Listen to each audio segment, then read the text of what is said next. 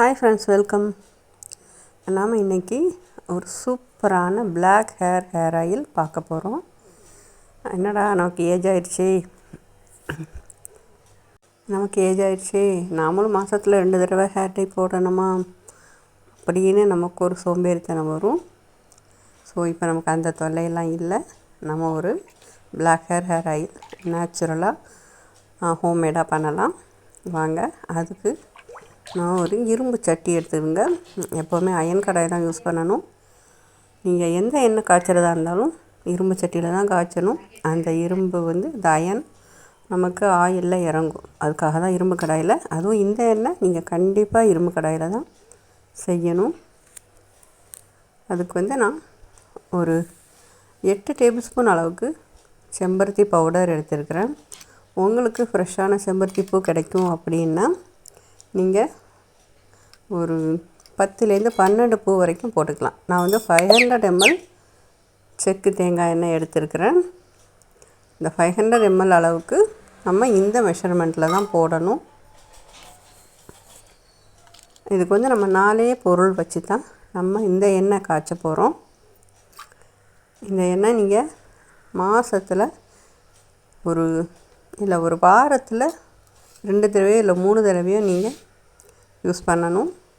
2 மாதத்தில் இல்லை 2 வாரத்தில் உங்களுக்கு மினிமம் 2 வாரம், மேக்ஸிமம் 2 monthஸில் உங்களுக்கு முடியெல்லாம் நல்லா கருப்பாயிரும்.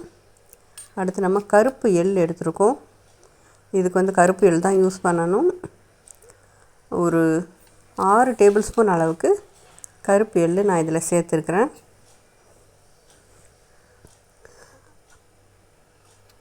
இந்த எண்ணெய் உங்களுக்கு எல்லா ஏஜுக்கு மென் அண்ட் விமன் போத்து யூஸ் பண்ணலாம்.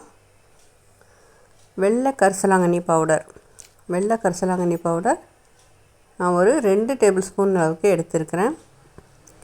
மஞ்சள் கரிசலாங்கண்ணி போட்டுறாதீங்க. முடிக்கு எப்போவுமே நம்ம வெள்ளை கரிசலாங்கண்ணி தான் போடணும். அதுதான் முடிக்கு ஸ்ட்ரென்த்து, முடியை கருப்பாக்கும். முடிக்கு நல்ல பிளாக் கலர் வர வைக்கிறது இந்த வெள்ளை கரிசலாங்கண்ணி. இது நீங்கள் பவுடராக போடுறது பெட்டர். ஃப்ரெஷ்ஷாக போடுறத விட பவுடராக போடுறது பெட்டர்.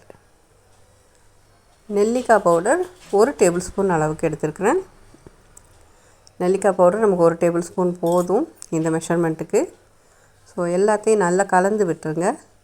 ஏன்னா நான் எல்லாமே பவுடராக சேர்த்துருக்கதால அது உங்களுக்கு அடியில் போய் தங்கிடும். ஸோ அடியில் தங்கிருச்சு அப்படின்னா நம்ம எண்ணெய் காய்ச்சும் போது அடி பிடிக்கும். ஸோ நல்லா கிண்டி விட்டுருங்க. நல்லா ஒரு கிண்டி விட்டுட்டு நம்ம இப்போ காய்ச்ச போகிறோம்.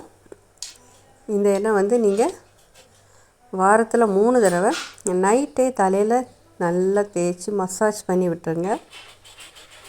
ஸோ இப்போ நம்ம அடுப்பில் வச்சாச்சு. மீடியம் லோ ஃப்ளேமில், ஹை லோ ஃப்ளேமில் இல்லை, மீடியம் லோ ஃப்ளேமில், அதாவது ரொம்ப லோவாகவும் இல்லாமல் கொஞ்சம் மீடியம் அந்த அளவில் வச்சு இதை நம்ம ஹீட் பண்ணணும். ஹீட் பண்ணும்போது கொஞ்சம் அப்பப்போ கிண்டி விட்டுக்குங்க.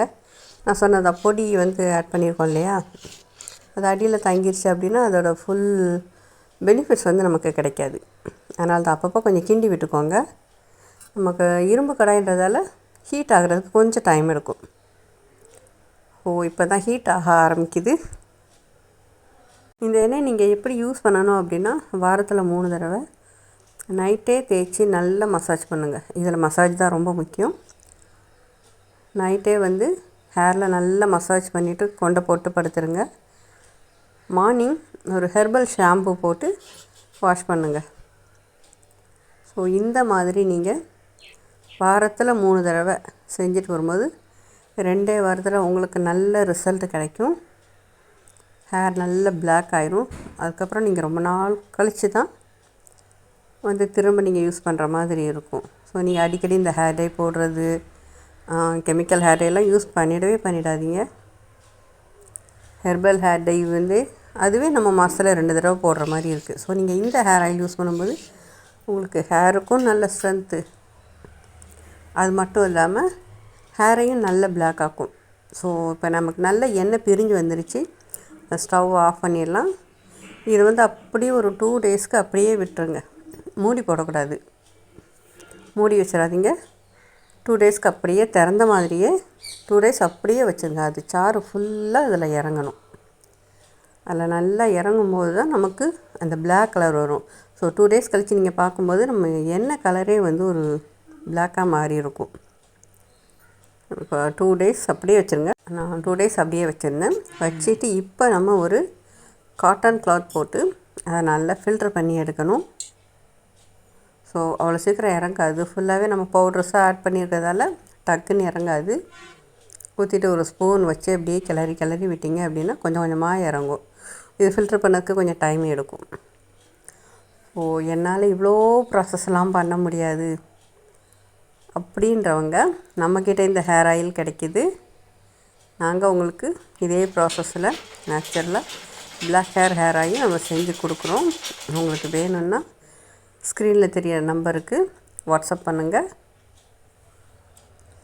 இந்த ஹேர் ஆயில் நம்ம வாரத்தில் 3 தடவை யூஸ் பண்ணுறோம். அது போக நீங்கள் டெய்லி யூஸாகவும் பண்ணலாம். ஸோ இதில் வந்து நம்ம கரிசலாங்கண்ணி பவுட்ரு, நெல்லிக்காய் பவுட்ரு, செம்பருத்தி எல்லாமே ஆட் பண்ணியிருக்கிறதால ரொம்பவே வீடியோ பிடிச்சிருந்தால் லைக் பண்ணுங்கள், ஷேர் பண்ணுங்கள், கமெண்ட் பண்ணுங்கள். இதை மாதிரி யூஸ்ஃபுல்லான வீடியோஸ் இன்னும் நிறைய தெரிஞ்சுக்கிறதுக்கு நம்ம சேனல் சப்ஸ்கிரைப் பண்ணுங்கள். இதை மெஷர்மெண்ட்லாம் நான் டிஸ்கிரிப்ஷன் கொடுத்துருக்கேன், பார்த்துக்கோங்க.